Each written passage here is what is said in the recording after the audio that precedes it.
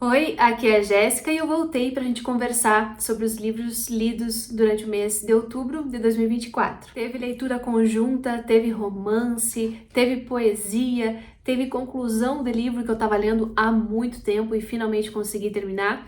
E são dicas muito especiais. Todos eles são livros muito bons, cada um à sua maneira, né? Tem literatura brasileira clássica, tem literatura contemporânea distópica, tem de tudo, gente. Eu espero que vocês gostem, espero que aproveitem, espero que queiram ler esses livros, porque eu acho que eles realmente valem muito a pena. Mas antes de eu continuar, tem que dar aqueles recados sempre muito básicos, mas que são muito importantes, para que todo mundo que está chegando por aqui agora, pela primeira vez, seja muito bem-vindo e que se inscreva no canal, porque isso ajuda muito quem está aqui desse lado trazendo conteúdos para a internet. Que deixe um like também no vídeo, porque assim ele chega a outros leitores que também podem se interessar por esses temas. E claro que comentem comigo aqui, tanto no chat ao vivo, na hora da estreia, quanto nos comentários aqui embaixo do vídeo, porque essa é sempre a parte mais divertida de todas, a troca que a gente tem. Vale dizer também que todos os livros que eu menciono estão aqui na caixa de descrição do vídeo. Logo abaixo do vídeo é só expandir e vocês podem ver todos os livros que eu falo no vídeo e também podem conferir valores, formatos, sinopses, porque nesses vídeos de comentário de leitura eu trago as minhas impressões, mas a sinopse mais corretinha vocês podem ver também nesses links. E claro, se vocês forem comprar alguma coisa pela Amazon, usando esses meus links, vocês me ajudam muito com uma pequena comissão pela compra, tá bom? Pode ser qualquer produto, não precisa ser os livros, mas faz toda a diferença para mim. Agradeço demais a quem já lembra de utilizar esses links comissionados. Como alguns de vocês já devem saber, eu tenho 2 clubes de leitura. Um deles é o Clube Lê Latinos, que é um clube de leitura mensal, em que a gente lê obras latino-americanas em geral, e o Clube de Apoiadores do canal, que é um clube que eu mantenho para quem apoia meu canal aqui pelo YouTube mesmo, sendo membro do YouTube, e esse é o Clube de Apoiadores que tem leituras bimestrais, então não é todo mês, é uma vez a cada bimestre, e sempre tem essas leituras para manter e às vezes elas coincidem. Então, nesse mês de outubro foi o que aconteceu, eu tive 2 leituras conjuntas, uma delas do Lê Latinos e a outra do Clube de Apoiadores. Eu vou começar então pela leitura do Clube de Apoiadores, que é esse clube da Jéssica, o clube das pessoas que apoiam meu trabalho aqui. Eu agradeço muito todo mundo que lê comigo e que tá aí dando esse suporte sempre, mesmo nos períodos mais difíceis, né? Sou muito sortuda de ter vocês comigo, gente, apoiadores queridos, apoiadoras especialmente, né? Então, nesse mês de outubro, a gente estava num bimestre clássico, porque a gente vai alternando, um bimestre é contemporâneo, outro bimestre é clássico, e nesse nos tocou então um livro clássico, e eu fiquei muito feliz porque a gente leu Menino de Engenho, do José Lins do Rego. Esse que é um grande escritor brasileiro, e eu tava muito animada para ler, porque apesar de saber alguma coisa sobre a vida dele e ter lido algumas coisas sobre a sua obra também, eu ainda não tinha lido a obra propriamente dita, mesmo ouvindo sobre ele na faculdade, né? E é isso, a gente faz faculdade de letras e as pessoas acham que a gente já leu tudo, né? Mas não, a gente não consegue ler tudo, a gente tem que selecionar e às vezes toca um autor para um e outro autor para outro. Então, o Zé Lins eu ainda não tinha lido. E chegou a minha oportunidade. Esse é o primeiro romance do Zé Lins e que dá início a um certo ciclo da cana-de-açúcar, pelo qual ele ficou conhecido depois.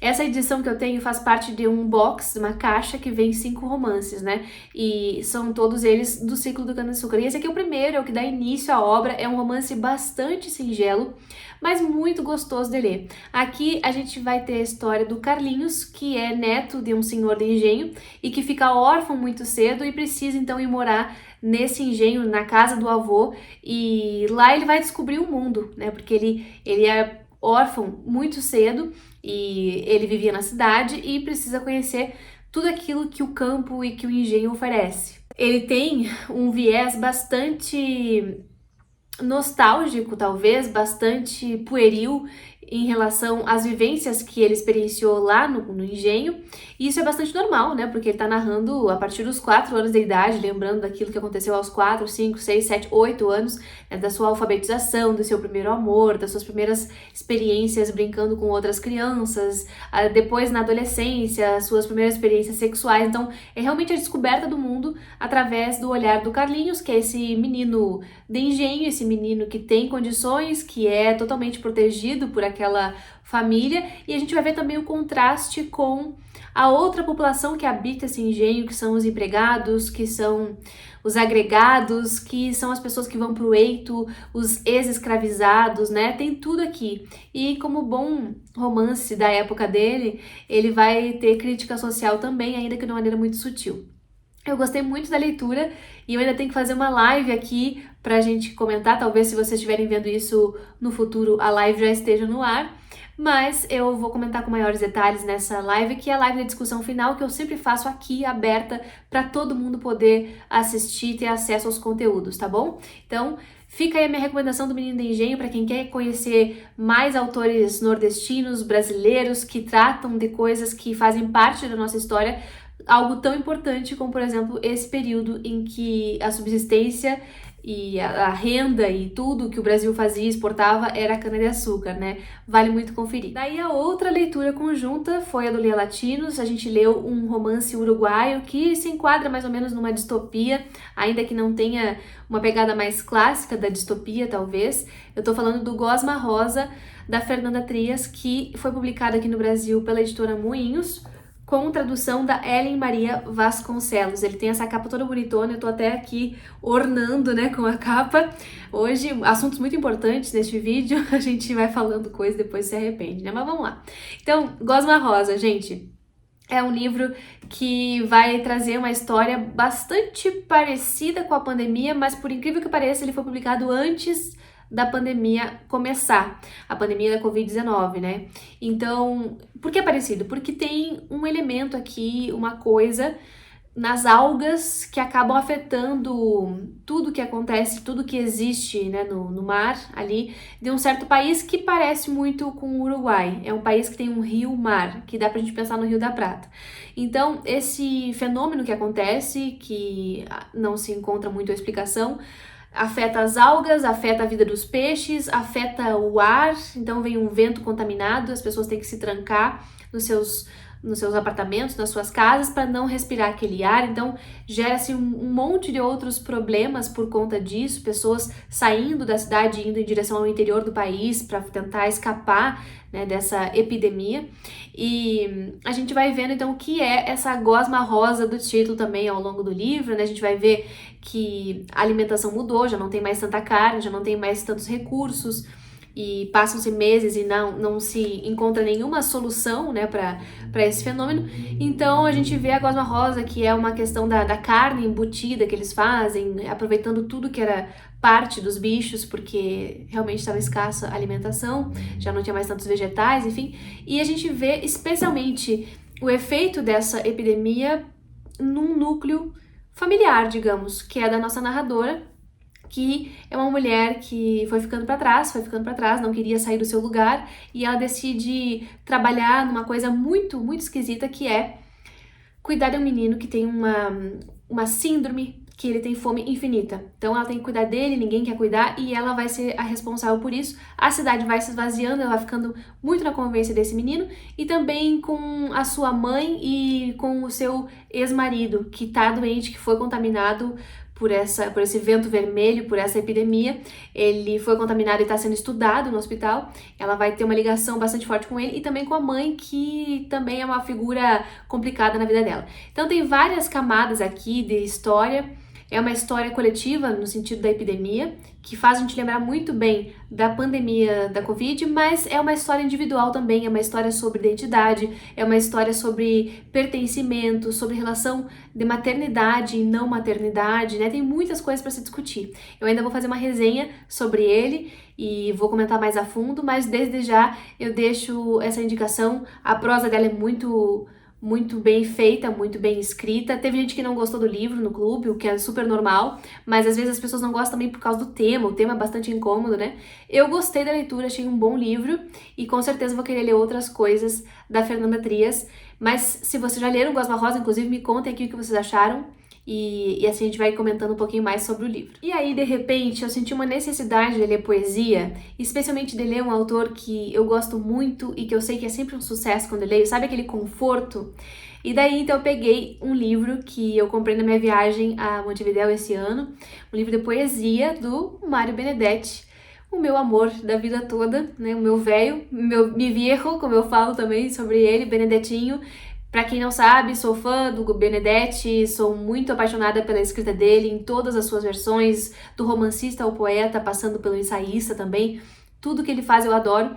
E já tem bastante coisa sobre o Benedetti aqui, eu vou deixar referenciado algumas resenhas que eu já fiz sobre alguns romances dele.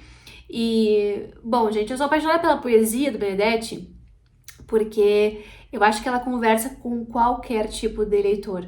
Não é uma poesia hermética, não é uma poesia difícil, é uma poesia que todo mundo entende. E, ao mesmo tempo, ela tem toda uma parte lúdica que eu adoro do poema, da feitura do verso, da combinação, né, das estrofes, dos cacuetes de linguagem que ele vai usando pra gente lembrar daquilo, né, pra gente lembrar daquele verso, enfim. Eu gosto muito do Benedetti por isso, porque eu acho que ele alcança várias pessoas. E esse livro aqui é o Defensa Propia, tá em espanhol. Ele é publicado pela editora Six Barral.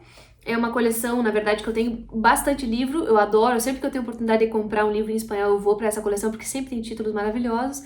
E o Defensa Propia vai ter diversos poemas, como sempre, tem poemas mais militantes, tem poemas que são de amor, tem poemas que são sobre a vida, sobre a morte, sobre tudo, ele fala sobre absolutamente tudo. E sempre com aquela dose, né, de crítica social, e logo em seguida de um conforto, de um abraço. O Benedetti era isso, né? Ele fazia poesia exatamente assim. E foi uma delícia, eu li rapidinho, assim, acho que em 2 sentadas. Não queria que acabasse, mas ele acabou, infelizmente. E no final do livro ele tem também, além das poesias, uma parte que ele chama, deixa eu ver se eu encontro aqui para falar para vocês direitinho esse título, Bagatelas, em que ele vai fazer, em vez de versos, pequenas anotações. Assim, e são reflexões sobre a vida, são reflexões sobre as coisas, tipo definições, às vezes como se fosse de definição de dicionário, sabe? E é muito engraçado essa parte, eu ri alto. E tem poemas lindíssimos aqui, sobretudo, como eu falei antes, né? Então, eu acho que esse livro é capaz de ter até uma resenha pra ele, porque eu gostei tanto, e gostaria que mais leitores lessem Benedetti, mas que lessem também a sua poesia. Os romances até já são bastante comentados aqui hoje, né? Como A Trégua, como o Primavera num Espelho Partido e outros tantos, o Andaimes, que eu acabo de resenhar também. Mas eu gostaria que as pessoas conhecessem também essa poesia encantadora para poder se encantar, para poder se emocionar junto comigo. Então fica aí a minha recomendação de que, se vocês encontrarem qualquer livro de poesia do Benedetti, mesmo que vocês não tenham intimidade com o gênero, peguem e leiam. Sério, deem uma chance, que eu acho que vai valer muito a pena. E aí, gente, eu terminei neste mês de outubro, finalmente dei uma corrida para ver se conseguia terminar um dos romances que já se tornou dos melhores do ano. E eu talvez tenha que fazer resenha dele também, porque essa é uma autora que sempre me desperta essa sensação de: meu Deus, que obra incrível! Tô falando do livro Despertar os Leões, da Ayelet Gundar Goshen, que é publicada no Brasil pela editora Todavia e que nesse aqui tem tradução de Paulo Geiger. Então, é um romanção, ele tem quase 400 páginas e eu comecei a ler esse livro, eu juro pra vocês, lá por março. E eu li um pedaço e parava, li outro pedaço e parava. E eu tava adorando a história, mas outras leituras também grandes, né, em questão de número de páginas, me demandavam bastante, então eu tinha que deixar ele um pouquinho de lado, só que cada vez que eu pegava era um encantamento. Esse livro eu já até comentei bastante com apoiadores em vídeos exclusivos que eu faço aqui para quem apoia, mais uma oportunidade para falar para vocês que, apoiando meu trabalho, vocês também podem ter acesso a vídeos exclusivos, vlogs de leitura. Basta vocês clicarem no botão de Seja Membro e ver ali a faixa de assinatura que corresponde a esses vídeos exclusivos, tá?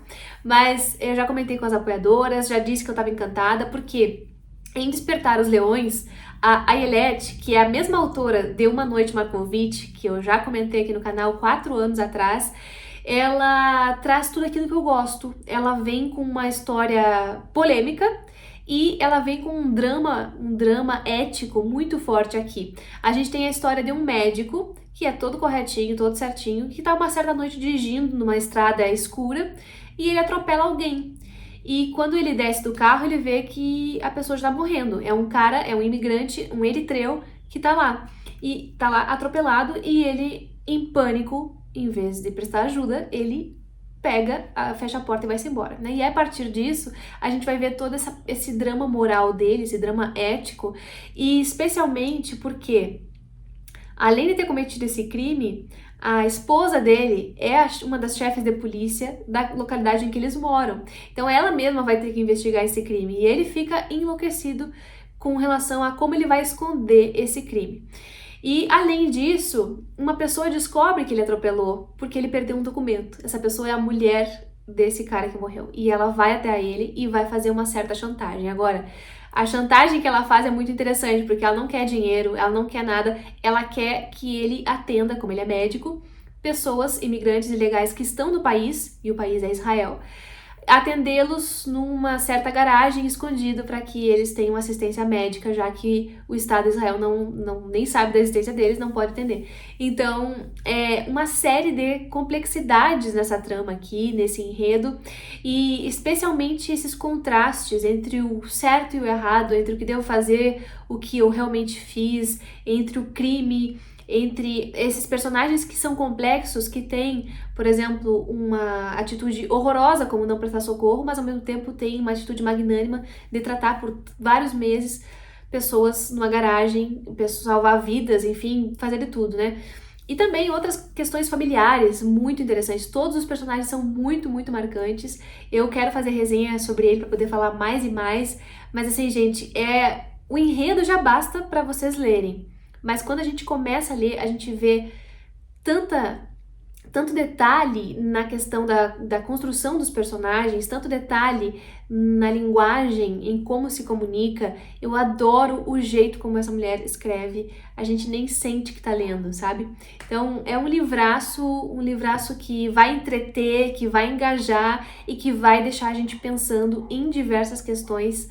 E isso é o melhor de tudo. Então eu recomendo profundamente para vocês o Despertar os Leões e mal posso esperar para ler o próximo dessa autora que eu tanto gosto. E li mais algumas coisinhas, mas ainda não concluí, então vou deixar essas outras coisas pro próximo vídeo, para que esse não fique tão longo, mas espero que vocês tenham gostado das indicações até aqui. Comentem aqui na caixa de descrição do vídeo quais desses livros vocês já leram, ou se vocês ficaram com vontade de ler. E claro, sempre vale aquele pedido de deixar uma recomendação, caso vocês tenham lido um livro muito bom. Agradeço demais a companhia, a todo mundo que assistiu até o final, também a todo mundo que está inscrito no canal e que sempre está por aqui mesmo nos meus períodos mais ausentes, especialmente a apoiadores e apoiadoras do canal por manterem meu trabalho por aqui. Eu vou encerrando esse vídeo então agora e a gente se vê no próximo.